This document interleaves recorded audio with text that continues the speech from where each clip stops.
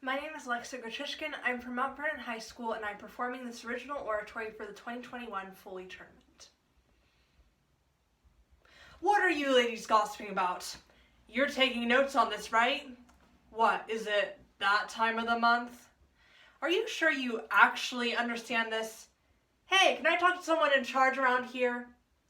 These little phrases that run from well-meaning but poorly worded to intentional dismissal of a woman's ability are a daily occurrence in our lives, defined as microaggressions, the death by 1,000 cuts. As reported by the study published in Women in the Workplace, 64% of women experience microaggressions on a daily basis, discouraging career goals and leading to physical and mental harms. Only by first recognizing these statements as a form of structural violence, and then recognizing our own role in propagating these microaggressions, can we finally move to creating more inclusive spaces for all genders. Sexism permeates every aspect of our culture, and when these microaggressions are present in a form that has become palpable to us all, it becomes even more difficult to call them out. We've all seen the classic Valley Girl accent play out in pop culture. Brittany from Daria, Cher from Clueless, and most of the main female characters in Heathers all share that hallmark quavering voice that peaks up in intonation at the end of the sentence. Ugh, as if. This phenomenon is actually something that speech pathologists describe as uptalk. As explained by the University of California, this actually dates all the way back to the 1950s and originated as a way for the speaker to hold their ground as they're talking.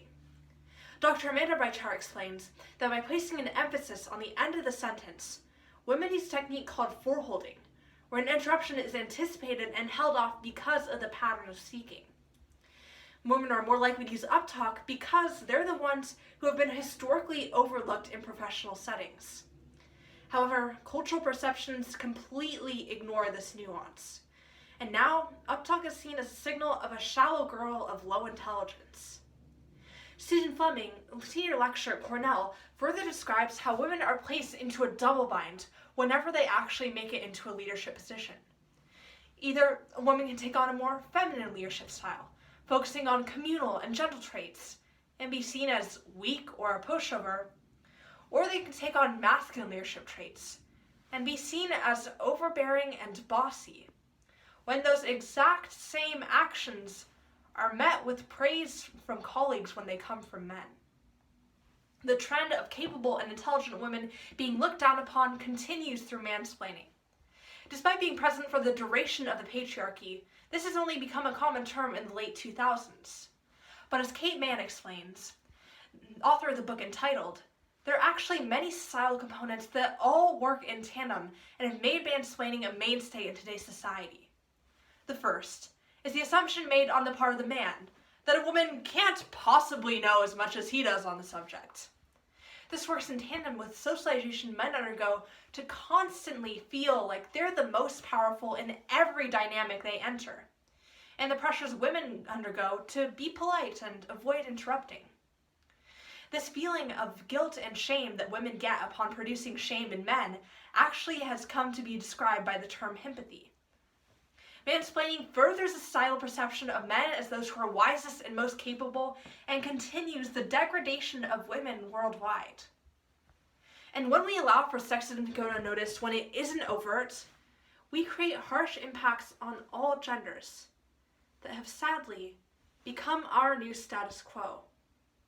When women are subjected to the physical and emotional harms of sexism day after day, the impacts are devastating.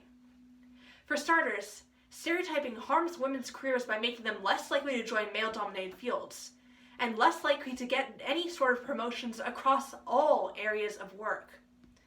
Research in Psychology of Women Quarterly found that experiences of sexism shared similar symptoms to PTSD, and made women more likely to binge drink or smoke as a coping mechanism. Double standards and societal stereotypes all make the chances of mental illness uniquely due to sexism higher. And sexism that seems indirect leads directly to real-world violence against women.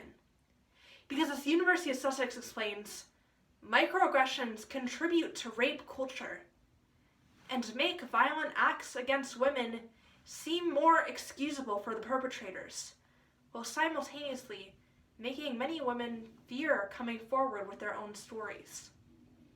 These impacts grow beyond the individual stage and manifest themselves internationally as well as globally. In the United States, this is seen through the lack of female representation in politics. The Democratic primaries this year had one of the most diverse candidate fields we've seen in recent years. And yet, despite Democrats priding themselves on progressive ideas about gender, covert sexism was still a driving factor in candidate selection. Utilizing a scale of hostile sexism, the study placed voters into 4 categories ranging from least to most sexist. When the least sexist quartile was analyzed, Elizabeth Warren was neck and neck with Joe Biden for votes. But when this shifted to the most sexist quartile, this percentage dropped by an astonishing 30%.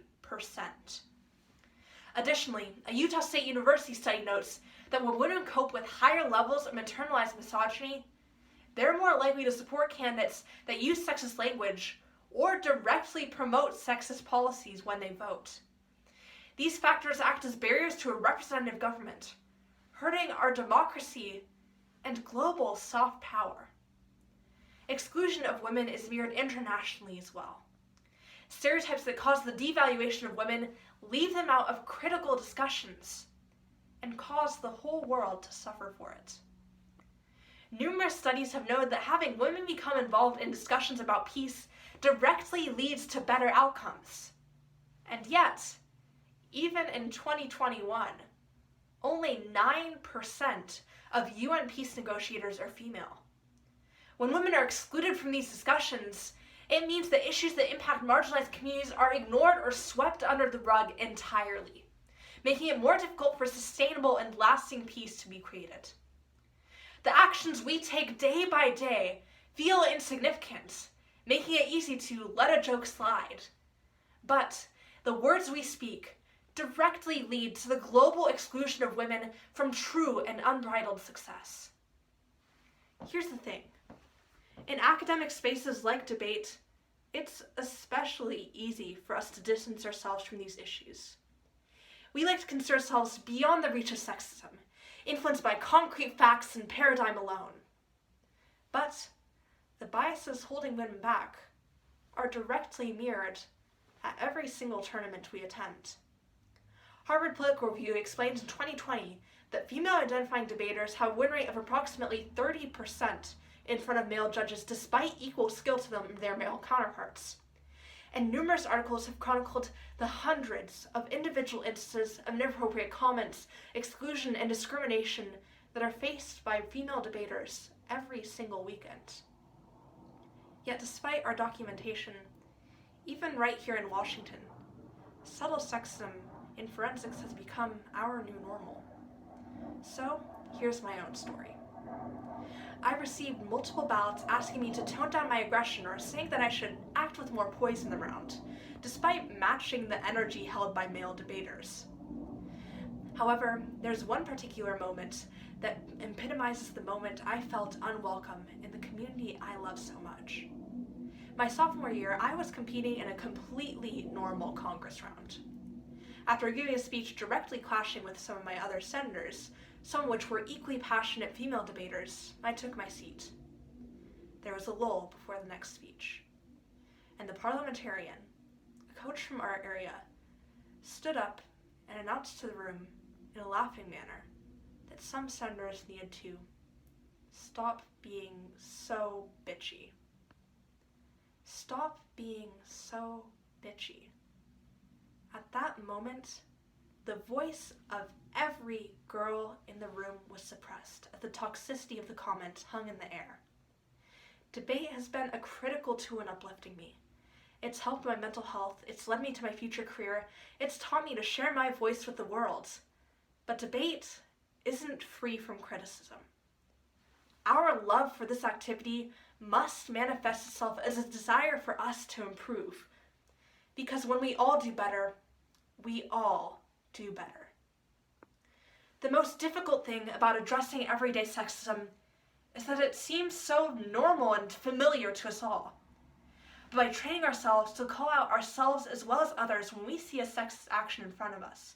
It becomes easier to break down these barriers step by step and day by day. Asking the perpetrator questions that call for clarification is a simple way to make the person question their own actions without feeling defensive, thus making them more open to learning or change. For women, coping with internalized misogyny can mean reaching out to a therapist or breaking down those moments when we feel like we must conform to stereotypes. These actions may not feel life-changing, but eventually, they lead to tangible changes in the lives of women everywhere and make every space we enter an inclusive one.